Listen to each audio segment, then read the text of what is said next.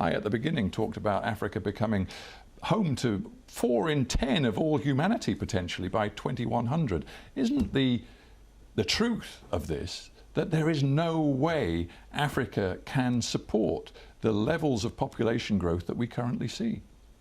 Well, I think Africa is doing well with regard to that.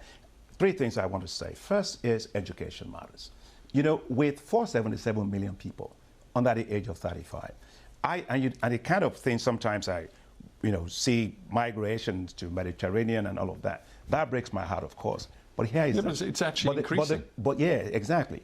But the future of Africa's youth is not here in London. It's not in Europe. It's not in Latin America. It must be in an Africa growing very well, equitably, and able to create jobs. But okay, so what we are I see the potential, but I also see the downsides. Not so very long ago, a few years ago in this studio, Nigeria's former President Obasanjo told me that the levels of population growth in Africa that he saw at that particular time, I think it was 2017, represented a ticking time bomb. Would you use that language today?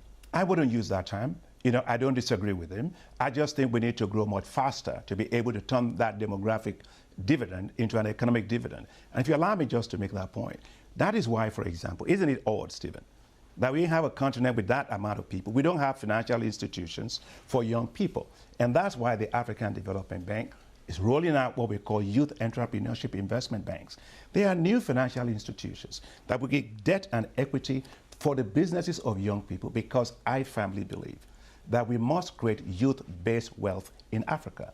We have to improve their skills, their entrepreneurship, their access to financing, and for them to be able to play a bigger role in our economy. Look, the future of the world is going to depend what happens to the youth of Africa. And so we are putting our financing at risk on their behalf.